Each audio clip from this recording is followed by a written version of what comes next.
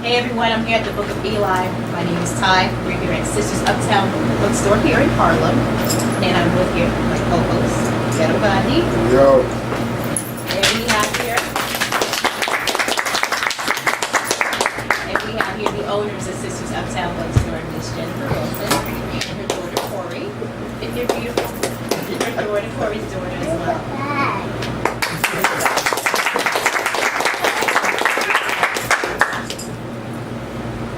You've been here in the community for a number of different years. So what inspired you to actually open up a bookstore here in Harlem? Well, part of it was because I grew up in the South where there was no depiction of any of me in any of the books that we studied from. And so I became a dreamer. And I always dreamed of an area in the community where we could house and pick books and art artifacts by people who look like me. That part of our history was left out when we were growing up as children. So it became a passion of mine to actually start an entity where authors of colors were our primary goal. You started it was it always meant to be a family business, or did it just come to unravel that way? Well, actually, the bookstore, we started in January of 2000. That's when we opened the store. And it actually came as an assignment from some elders in the community. My building is a co-op, and it had 3 commercial spaces.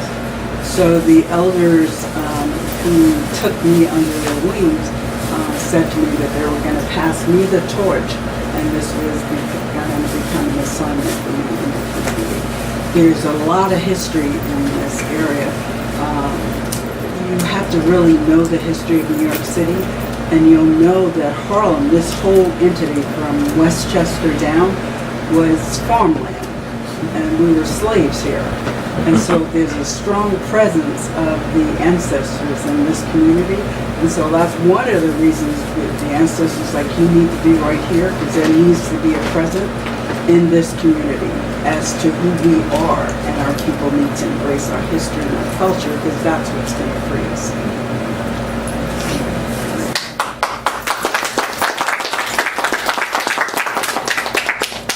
So how have you seen the community change in terms of using technology and the relevance of books still in society? The irony of it is, about 5 years ago, we had 300 Black-owned bookstores, and today we're down to less than 50 nationwide.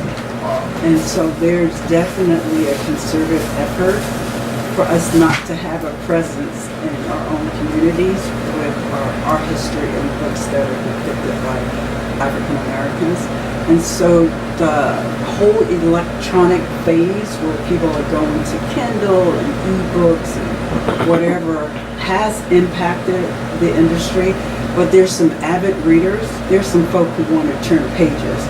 And so those are the people actually who have kept us abreast. And I'm grateful that people still want to turn pages, and that's why we're still here. But the real essence of books is that our community needs to connect more to our businesses, because our businesses are slowly becoming obsolete, and we've been put in a box where we're consumers, and it doesn't really matter to us where we buy from. If we see something we want, we'll just buy it. But our equation needs to depict that if you have a Black-owned business in your community, regardless, you need to support it. I agree. So that's what we're not getting. So we need to find a way to bring our community back. I don't know if you folk remember, but we used to have community of self, where all of the spaces in the community that were owned by Blacks were supported by Blacks, and our money stayed in the community. Right now, the few Black-owned businesses that we have our money doesn't stay in the community more than 6 hours. Other ethnicities, their money's in the community 30 to 60 days. But ours, 6 hours is all our money. And so our money is liquid. We're just spending it, and it doesn't behoove us. It doesn't have an impact on who we are. To build community, you got to keep your money in your community. So as big as New York City is, we don't get a lot of support from the community because people in Harlem are saying, oh, I live in East Harlem, I live in this part of Harlem, and I don't go uptown. But if you hear that we're the only black-owned bookstore left in New York City. So there's no way we should be in the predicament we're in terms of stability and trying to stay here. Because folk are like using the excuse, I don't go uptown. But our customers come from all over the United States. They come from England, they come from Canada, they come from New Jersey, from Connecticut. Those are the folk who are keeping this store afloat because they hear about it through social media, and they make sure when they come to this city, they come to Sisters Uptown Bookstore. But the folk right here, we see them sometimes. We have an influx of people coming from Brooklyn because all the bookstores in Brooklyn are closed. So right here in our own community is where we need to start educating ourselves in terms of how do you sustain you, because this is representative of us. It's not me. It's not my family. This is for us. It's a safe place where we can exchange information and ideas. So if you got a space in your community, you need to find a way to support it. Even if you just come and say, hey sis, is there anything I can do to help you? How can I help? But we don't do that. And so when we get involved, the business is already closed. You see, so we've got work to do, and I believe that whatever it is, this transformation that we're going through, it may seem like we're on the bottom now, but if we're the king and queens that we are and we came here as, it's just a matter of time before we return to who we really are. Yeah, I'll hold on to that because I don't believe that we came here to just succumb to trying to survive on how we're gonna live and buy clothes and get a house and a car. That to me, that's an illusion. And that's what they've reduced us to, just trying to survive. We're survivors anyway. And so there's no way we should be reduced to just surviving in this society. I don't believe the Creator put us here for that. You hear that, Harlem? You hear that, New York? You want to go to a black bookstore, the last one in the city? Come here, 156 in Amsterdam. It's only a train or a bus right away. No excuses. Sisters Uptown Bookstore. Yes. Now, Kori, I want to ask you, what is your inspiration and drive towards this bookstore besides just your mother's assignment? You know? Well, I would say my impact on the business itself has just been like in the past 3 to 4 years since I've been back and just helping out and managing the space and just trying to expand the brand as far as getting outside contracts. We go out and do different venues like the Apollo or book signings and in different areas as well, so that we can get the name out there and not just have to be kind of stationary to the space. So I've been kind of managing those things, doing book fairs in the schools and just going some of everywhere to sustain the business and spread the word about books. They're still alive. We're still here. Like Mom said, there's still people who like to invest in in a good book and support authors that are up and coming. One of the main things that we do as well is try to support those independent authors that may not have a backing from a big publishing house. Maybe their first memoir or novel or something like that, and they want to get it out to the community, but maybe not necessarily have that platform to do so. We try to support those authors, those poets that are trying to get their work out there.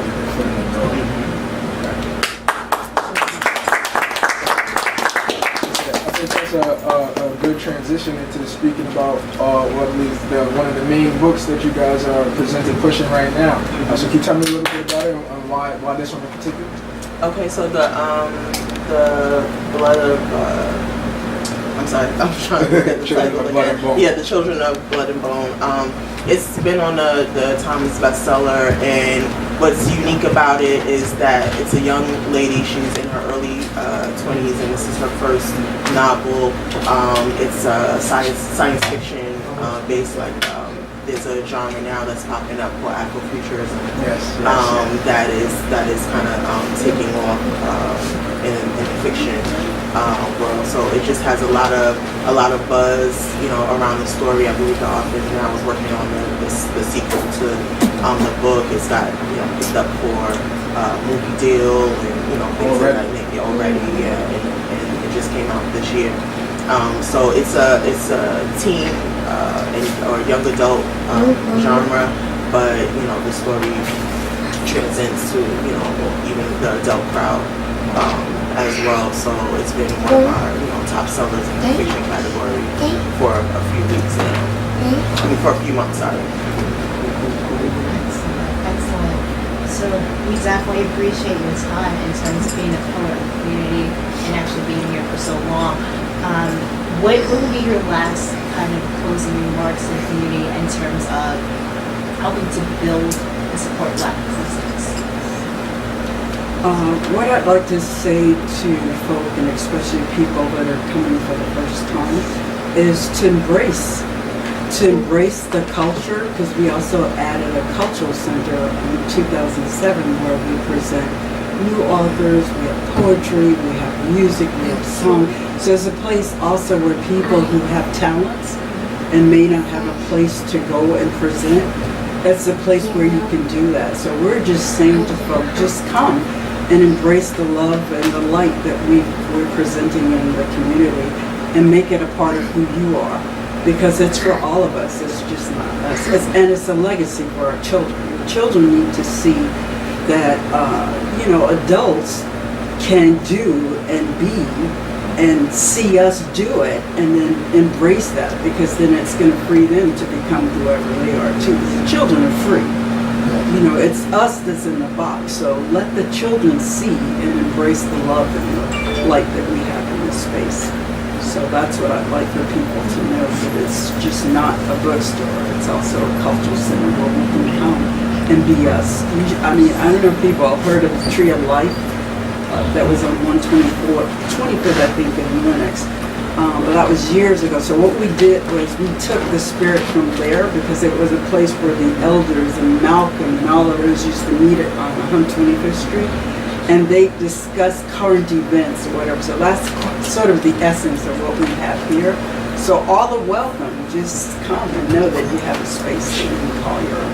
You never know who you're going to meet here, what type of conversation is going to, come up, just like she said, based off the sign of the times, the current events, and you'll meet other artists, you'll meet other people that may be doing the same type of things that you're working on. That's how we collaborated, even with the Book of Elii, show, just being family in the community. It's like, hey, we have this show, hey, we have this shop, let's work together, let's see what we can collaborate. So the collaborations and the networking are very important, for those who are trying to get their foot in the door and get started. Thank you. We appreciate you so much. Let's get one more hand for Thank you for having me.